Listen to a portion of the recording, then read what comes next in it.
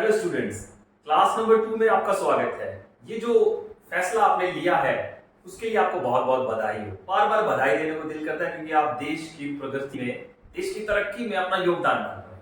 आज का वीडियो, आज का क्लास वैसे ही मजेदार रहेगा जैसे पिछला आपका क्लास था, क्लास नंबर 1, लेकिन आज जोश थोड़ा ज्यादा रहेगा क्योंकि मैं आपको ये साबित करना चाहता हूं कि कोई भी काम जब आप ढीले तरीके से करते हैं तो आपका मन कैसे लगता है, उसी काम को जब आप जोश से करते हैं तो आपका मन कैसे रिएक्ट करता है। आइए जोश में सीखते हैं और कम समय में ये जो 12 पॉइंट है जिसकी बहुत ज्यादा जरूरत है उसके बारे में चर्चा करते हैं। आइए, कैसे?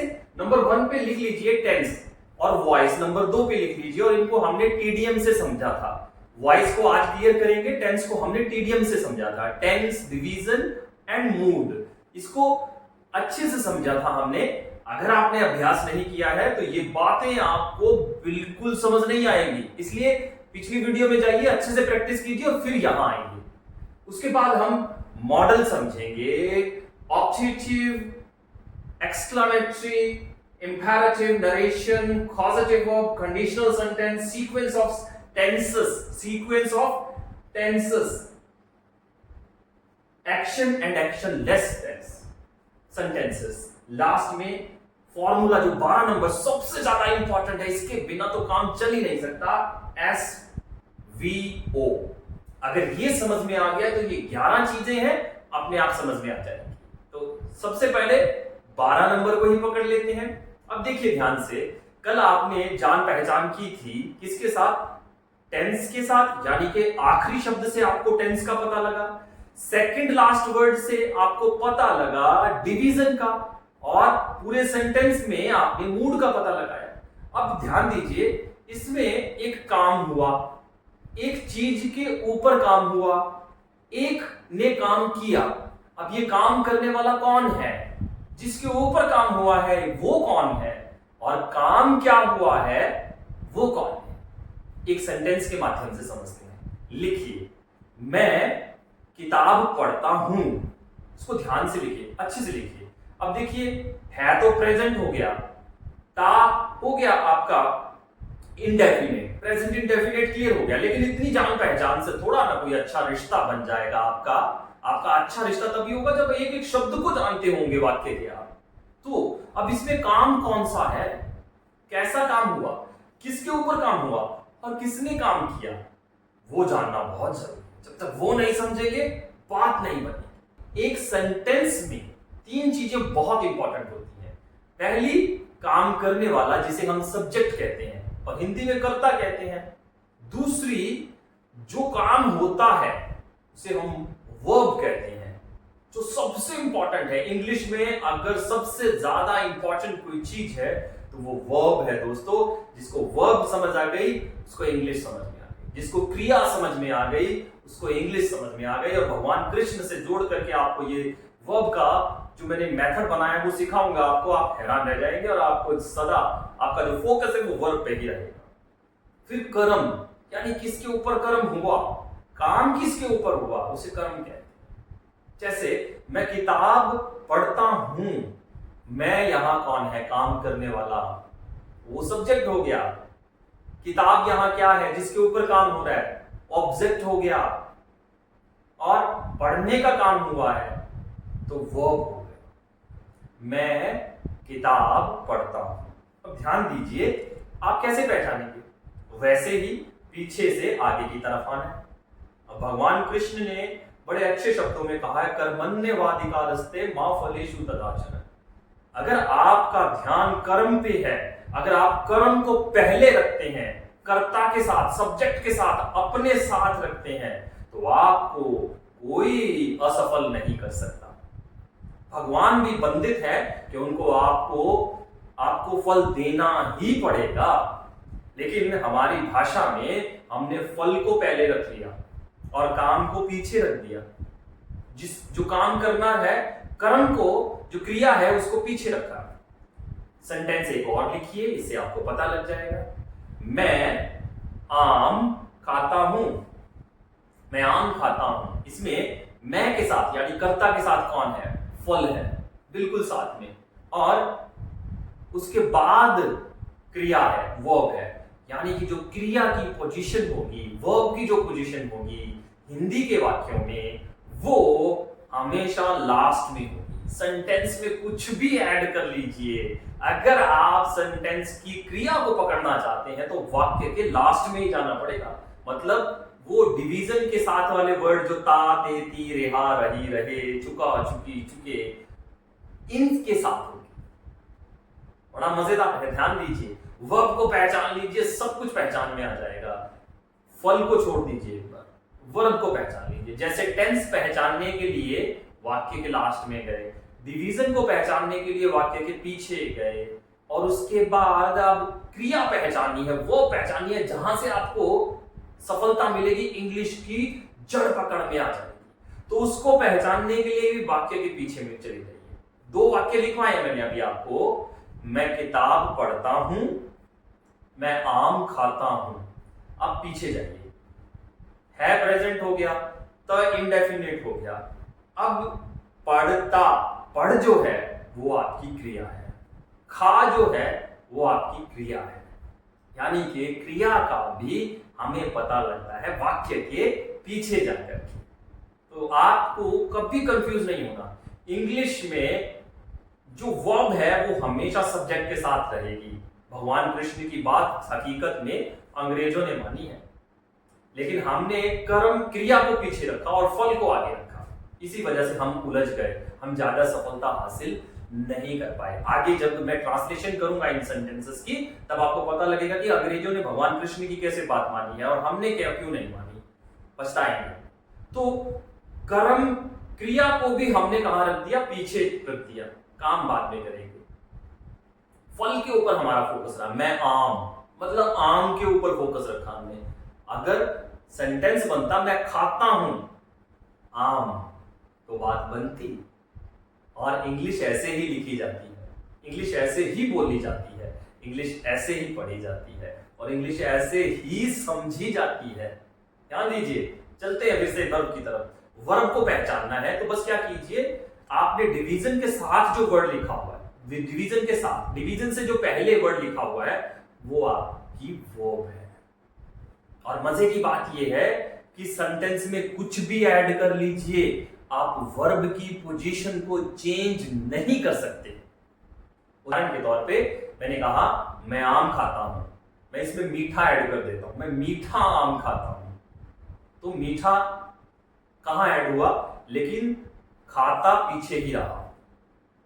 मैं लाल पीला मीठा आम खाता हूं, वर्ब देखिए ता हूं, लिखते जाइए, फिर से लिखिए, मैं आम खाता हूं, मैं लाल आम खाता हूं, मैं लाल पीला आम खाता हूं, खाता पीछे है। मैं लाल पीला मीठा आम खाता हूं, पीछे है खाता हूं। मैं लाल पीला मीठा खट्टा आम खाता हूं।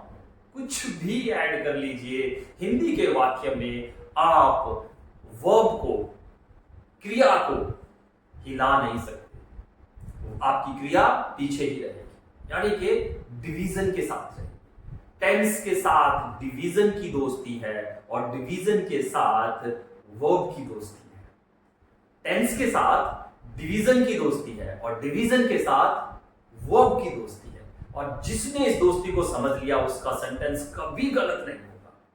अब जो मैंने लास्ट में सेंटेंस बोला है वो लगता है कि बहुत मुश्किल है, लेकिन बहुत मजेदार, बहुत इजी है। जिसको ये बात समझ में आ गई वो बात जल्दी पकड़ लेगा, जल्दी समझ में जल्दी सीख जाएगा। पहले वाले सेंटेंस और आखिरी वाले सेंटेंस को पकड़िए। मैं आम खाता हूं, लिख लीजिए, प्लीज लिखिए, मैं आम खाता हूं। मैं लाल पीला मीठा खट्टा आम खाता हूं। अब बहुत से बच्चों को लगेगा कि जो आखिरी सेंटेंस मैंने बोला है, मैं लाल पीला खट्टा मीठा आम खाता हूं, इसको इंग्लिश में ट्रांसलेट करना मुश्किल है। लेकिन मैं आपको बता दूं उतना ही आसान है जितना पहले वाले सेंटेंस को बनाना आसान है। बस आपको स्ट्रक्चर पता लग जाए, आपको पता लग जाए कि किस चीज को कहां लगना है। जैसे हिंदी में आप कुछ भी ऐड करें, कुछ भी ऐड करें सेंटेंस के अंदर, आप वर्ब के स्थान को, क्रिया के स्थान को बदल नहीं सकते।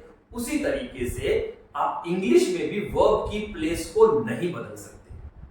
जैसे हिंदी के वाक्यों में वर्ब डिवीजन के साथ आती है, मतलब लास्ट में आती है, लास्ट वाले पोर्शन में आती है, वैसे ही इंग्लिश में वर्ब बीच में आएगी, सब्जेक्ट के साथ आएगी। और जब तक आपकी वर्ब सब्जेक्ट के आसपास रहेगी तब तक आपके सेंटेंस को दुनिया का कोई भी टीचर, बड़े से बड़ा अंग्रेज भी गलत नहीं कर पाएगा। आप लिखिए, जब आप ट्रांसलेशन सीखेंगे, आप ट्रांसलेशन की तरफ जाएंगे तो हिंदी के वाक्यों को इंग्लिश में कन्वर्ट करना सीखेंगे। मैं आम खाता हूं को बनाएंगे मैं खाता हूं आम, यानी कि आपने मैं और खाता हूं को साथ रखा सब्जेक्ट के, और यही काम आपका सही हो गया।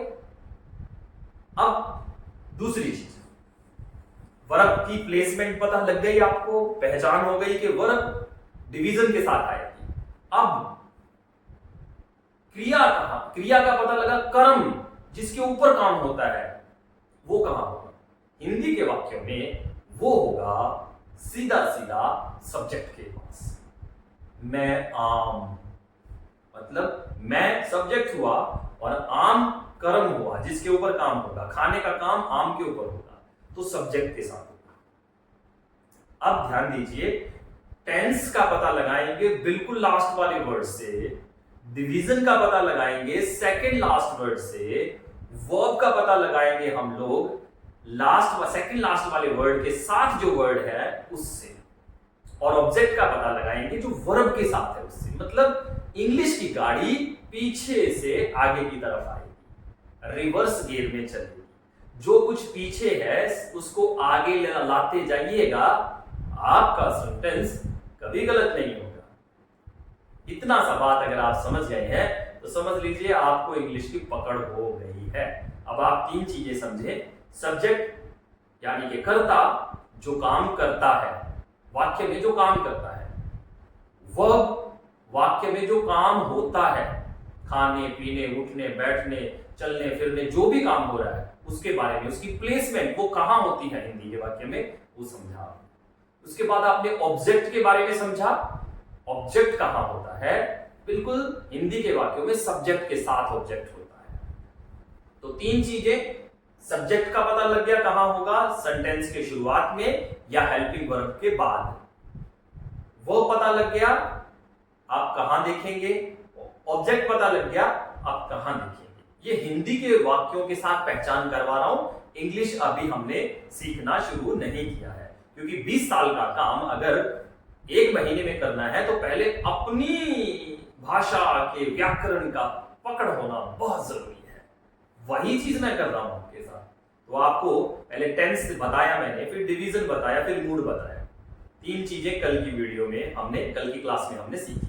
तीन चीजें अभी तक हम सीख चुके हैं, सब्जेक्ट कहां होगा, वर्ब कहां होगा और ऑब्जेक्ट कहां होगा हिंदी के वाक्यों में। अब एक एक करके 12 पॉइंट का एक एक वर्ड देखते हैं। टेंस और वॉइस को टीडीएम से पकड़िए। टीडीएम यानी कि वॉइस भी वही होती है, पैसिव वॉइस एक्चुअल में बोला जाता है। दो वॉइस होंगी आपके पास, एक्टिव वॉइस और पैसिव वॉइस। अब जो आपने कल सीखा, मैं पढ़ता हूं, मैं किताब पढ़ता हूं, उसमें सब्जेक्ट काम कर रहा था। पैसिव वॉइस में क्या होगा, लिख लीजिए, सब्जेक्ट के ऊपर काम होगा। दो सेंटेंस लिख लीजिए, उसी से क्लियर हो जाएगा।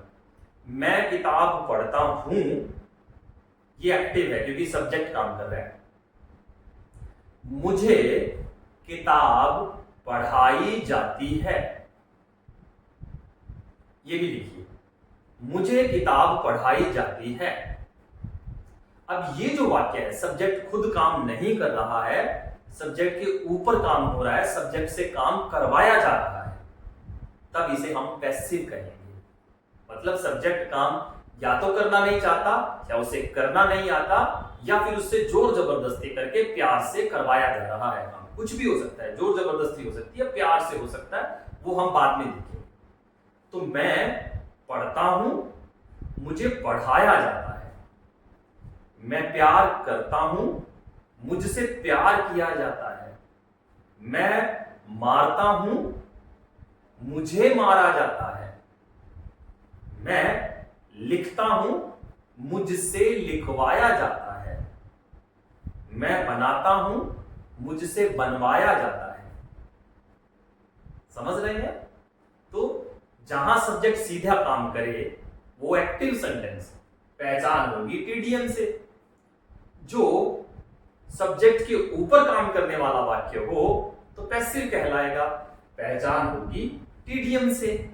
Tense, division, mood, subject, verb, object, ये 6 चीजें एक वाक्य के लिए बेसिक सीखने के साथ बहुत काम आने वाली चीजें हैं। टी से टेंस पहचानिए, डी से डिवीजन पहचानिए, एम से मूड पहचानिए, एस से सब्जेक्ट पहचानिए, वी से वर्ब पहचानिए, ओ से ऑब्जेक्ट पहचानिए। और ये कहां कहां है बस पीछे से देखिए। सब्जेक्ट हमेशा आपको सेंटेंस के आगे मिलेगा। डूअर एक अलग चीज है, उसको बाद में डिस्कस करेंगे। लेकिन ये 6 चीज आपको पहचानना आ गई, इनके साथ बात करना आ गया, तो सेंटेंस को ट्रांसलेट करना आपके लिए बहुत आसान हो जाएगा। बार बार इस वीडियो को देखिए और जब तक समझ ना आ जाए लगे रहिए। नंबर 3 पे मॉडल। कुछ मत लिखिए मॉडल क्या होते हैं। मॉडल का सीधा मतलब होता है चमचागिरी करना, और उसकी पहचान होगी सक्ता से। वो लड़की होगी तो शक्ति होगा, बहुवचन होगी तो सक्ता होगा। सक्ता, शक्ति, सत्य। इसमें शक्ति का प्रदर्शन या फिर आज्ञा लेने या देने की बात होती है। लिख लीजिए सिर्फ एक word, model is equal to चुगली, जिसकी पहचान होगी सक्ता वर्ड से। वाक्य में अगर सक्ता, शक्ति का प्रदर्शन या आज्ञा लेने या देने की बात आ जाए तो वो मॉडल से जुड़ा हुआ है। और मैंने आपको टेंस सिखाते टाइम बताया था कि फ्यूचर जो है वो मॉडल है। अब जिस दिन हम मॉडल को पढ़ेंगे उस दिन मैं आपको अच्छे से क्लियर कर दूंगा कि वो टेंस नहीं मॉडल है। ऑप्टेटिव 4 नंबर पे। ऑप्टेटिव का क्या मतलब है? इच्छा जाहिर करना, दुआ देना। किसी को दुआ देना या बद्दुआ देना वो इसमें आ जाता है, कुछ देना बोलो। ये सब के सब इमोशन है। नंबर 4 पे एक्सक्लेमेटरी, हैरानी से किसी को देखना, हैरानी से मतलब देखिए ये एक्सक्लेमेटरी है। जब आप इस तरीके का एक्शन करते हैं, किसी बात को सुनकर एकदम से घबरा जाते हैं, एकदम से स्ट्रॉन्ग फीलिंग ऑफ इमोशन आप में निकल कर आ जाता है। वो चाहे दुख हो, चाहे सुख हो, चाहे हैरानगी हो, चाहे परेशानी हो, चाहे नफरत हो, एकदम से आपके दिमाग में से कुछ निकल कर आया और आपने जो मुंह से सेंटेंस निकाले, जो आवाज निकाली, उन्हें एक्सक्लेमेटरी कहते हैं। एक्सक्लेमेटरी यानी कि हैरान होना। इंपेरेटिव कुछ मत याद रखिए, आदेश याद रखिए। आदेश को याद रखने के लिए राजा को किसी को हुक्म देता हुआ देख लीजिए, आदेश देता हुआ देख लीजिए। जैसे रावण का रामायण में जब पहला सीन आता है तब रावण कहता है जाओ किसी नाचने वाली को बुलाकर लाओ। अब ये जो जाओ वाला इमोशन है, किसी को हुक्म देने वाला इमोशन है, उसे इंपेरेटिव कहते हैं, हैरान कर। अब सब बातें हो गई हैं तो थोड़ा चुगली भी कर लेते हैं। इंग्लिश में जब कभी भी चुगली करने की बात होगी तो उसे नरेट किया जाएगा, कथन करना, यानी कि नरेशन। नरेशन का सीधा सीधा मतलब चुगली करना सीखना। तो जब हम नरेशन पर पहुंचेंगे तो चुगली करने वाली बातें इंग्लिश में कैसे की जाती हैं उसकी चर्चा की जाएगी, यानी कि कथन करना कैसे होता है। कॉजेटिव वर्ब, कॉजेटिव वर्ब भी होता है काम, लेकिन ये 2 क्रम की क्रिया होती है। सब्जेक्ट खुद काम ना करके सब्जेक्ट बात कहने वालों में से होता है, और जिसको सुनाया जा रहा है काम उसे भी नहीं कहा जा रहा है कि तुम काम करो, बल्कि जो बोलने वाला है वो सुनने वाले को ये कहता है कि ये काम किसी से करवा लो। इसे 2 क्रम की क्रिया कहते हैं। 2 क्रम की क्रिया, दूसरों से काम करवाना, और इसकी सबसे बड़ी पहचान है वो हिंदी वाला वो। जब आप बात करते करते एक्शन में वो ऐड कर दें तो वो इंपेरेटिव हो जाएगा। उदाहरण के तौर पर बाल काट लो, इसमें वह नहीं है। बाल कटवा लो। अब सामने एक बच्चा है, उसको आप कह रहे हैं बाल काट लो, तो वो खुद बाल काटेगा। लेकिन अगर आप कहेंगे कि नाई से बाल कटवा लो, बाल कटवा लो, वर्ब, तो वो पॉजिटिव हो जाएगा। मतलब जो आपकी बात सुन रहा है उसे आप कह रहे हैं किसी और से काम करवा लो, किसी तीसरे से काम करवा लो। तो डूअर जो है वो कोई और होगा। सब्जेक्ट कहने वाला, बात को कहने वाला सब्जेक्ट, सुनने वाला लिसनर, और करने वाला डूअर। यहां 3 पार्टीज होती हैं, कहने वाला, सुनने वाला और करने वाला। जब पढ़ाऊंगा तो बड़ा मजा आएगा। लेकिन फिलहाल के लिए पॉजिटिव का मतलब होता है दूसरों से काम करवाना, 2 क्रम की क्रिया। कंडीशनल सेंटेंसेस, शर्त, जब किसी वाक्य में शर्त रखी जाती है, ये वाली शर्त जो आप हाथ मिलाते हुए इस तरीके से शर्त लगाते हैं, शर्तिया वाक्य कहते हैं। दिमाग में बिठा लीजिए ये पोस्चर को। Sequence of tenses, sequence of tenses, क्रम, लाइन। टेंस को इस तरीके से लाइन में एडजस्ट करना कि उनकी ग्रामेटिकल पोर्शन बिल्कुल भी गलत ना हो, उनके ग्रामेटिकल रूल इंग्लिश के हिसाब से फॉलो किए जाएं, उन्हें हम सीक्वेंस ऑफ टेंसेस कहते हैं। टेंस को इस तरीके से लिखा जाए कि वो ग्रामेटिकली ठीक हो। ये भी बड़े मजे से सीखेंगे। एक्शन एंड एक्शनलेस सेंटेंसेस, जैसे मैंने शुरू में आपको बताया था कि एक सेंटेंस ऐसा होता है जिसमें सिर्फ इंफॉर्मेशन मिलती है कि ये बोर्ड है, ये शर्ट है, ये अंगूठा है, मैं प्रहलाद हूं, मैं कालिया हूं, मैं कालू हूं। तो यहां पर जानकारी क्या मिल रही है? सिर्फ जानकारी ही मिल रही है, एक्शन नहीं हो रहा है। लेकिन मैं प्रहलाद हूं, मैं पढ़ाता हूं, तो पहले वाला सेंटेंस जो है वो एक्शन के बिना है, तो उसे हम एक्शनलेस सेंटेंस कहेंगे। और मैं पढ़ाता हूं, यहां पढ़ाने के काम की बात हो रही है, तो ये एक्शन हो गया। इसको लिख लिख करके बड़े तरीके से सिखाऊंगा आपको। फिलहाल आज इन 12 पॉइंट के साथ, जो इंग्लिश को सिखाने में बहुत लंबा समय लगा देते हैं, उन्हीं को क्लियर करना है, उनके साथ आपकी दोस्ती करनी है। सभी में, इन सब में टीडीएम फॉर्मूला लगेगा। सबके सब बिना टीडीएम के नहीं होंगे। सबके सब के अंदर टेंस की बात होगी, डिवीजन की बात होगी, मूड की बात होगी। और डिवीजन और मूड और टेंस जब तक आप पकड़ के नहीं रखेंगे, तब तक ये 12 पॉइंट आपको क्लियर नहीं होंगे। और जब तक ये 12 पॉइंट क्लियर नहीं होंगे, आपको इंग्लिश नहीं आएगी। सो सब्जेक्ट क्या होगा, कहां होगा, वर्ब क्या होगी, कहां होगी, ऑब्जेक्ट क्या होगा, कहां होगा। ये याद रखिएगा, क्योंकि इसके बिना बात बनने वाली नहीं है। कल जो हम पहली क्लास में सबसे आसान वाला टॉपिक छेड़ेंगे, उसे हम इंपेरेटिव, एक्सक्लेमेटरी, ऑब्जेक्टिव, इन 3 की बात करें। तब तक आप टेंस और वॉइस की प्रैक्टिस करते रहिएगा। हिंदी में लिख लिख कर रोज एक वाक्य को 48 में कन्वर्ट करना है। कैसे करना है वो मैंने आपको बता दिया है। इसके लिए एक शॉर्ट वीडियो आपको और दी जाएगी, ताकि आपकी हेल्प हो सके। फिलहाल आप इस वीडियो को बार बार देख करके ये जो लिखा है इसकी पहचान अच्छे से करना सीख जाइए। सेंटेंस के हिसाब से इन सबके सेंटेंस मैं आपको लिख कर दूंगा, ताकि आप बड़े आराम से उसको याद कर सकें। जैसे टेंस की बात हो तो लिख लीजिए, मैं पढ़ता हूं, ये टेंस है, ये एक्टिव टेंस है। मुझे पढ़ाया जाता है, ये पैसिव टेंस है। मैं पढ़ सकता हूं, मॉडल है। भगवान करे तुम पढ़ो, ऑब्जेक्टिव है। तुम पीएचडी तक पढ़ गए, एक्सक्लेमेटरी है। पढ़ो, इंपेरेटिव है।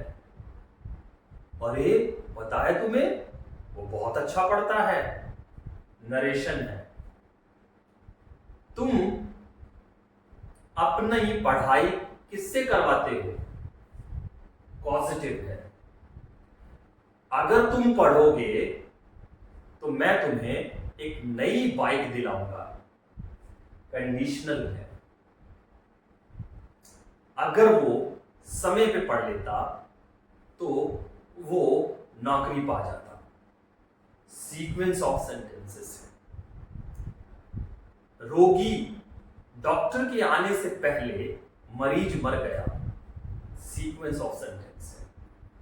मेरे स्टेशन पहुंचने से पहले गाड़ी जा चुकी थी, सीक्वेंस ऑफ सेंटेंस है। आपके पास एक मोबाइल है, एक्शनलेस सेंटेंस है। मैं मोबाइल चलाता हूं, एक्शन वाला सेंटेंस है। तो ये ही सारी ग्रामर है दोस्तों। ये जो 12 सेंटेंसेस में हमने बांध के रखी है, 13 हो गए होंगे क्योंकि आपको समझाने के लिए एक सेंटेंस मैंने एक्स्ट्रा ऐड कर दिया है, तो 13 हो गए होंगे। लेकिन ये 12 सेंटेंस ही हैं जिनकी पहचान टीडीएम पीछे जाकर के होगी, जिसमें अलग अलग शब्द लिखे हैं। आप प्लीज इन शब्दों को जोड़ करके एक पेज पे लिख लीजिए और ग्रामर सीख जाइए।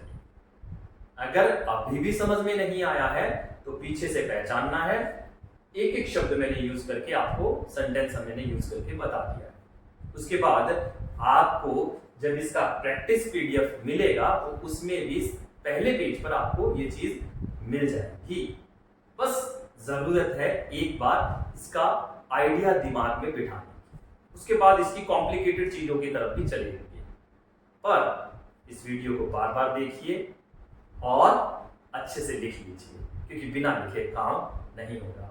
और अगर हमारा पढ़ाना, हमारा काम आपको अच्छा लग रहा है तो प्लीज प्लीज प्लीज प्लीज अपने दोस्तों के साथ, भाई बहनों के साथ इस कोर्स को ज्वाइन करवाने के लिए उनको एडवाइस कीजिए, इंपैरेटिव कीजिए। आदेश रिक्वेस्ट भी हो सकती है, वो सीखेंगे हम 7 तरीके से। आप किसी के साथ बात कैसे करते हैं वो इस चरण में सीखेंगे। These were, thank you very much। पिछला वीडियो अच्छे से देखकर नोट्स बनाने के लिए, अब का वीडियो अच्छे से देखकर नोट्स बनाने के लिए और हमारी तारीफ करने के लिए 5 स्टार रेटिंग देकर हमें और मजबूत तरीके से मेहनत करने के लिए, करवाने के लिए आपका बहुत बहुत धन्यवाद। एक अच्छा मैसेज प्ले स्टोर पर जाकर लिखने के लिए आपका बहुत बहुत धन्यवाद। Thank you.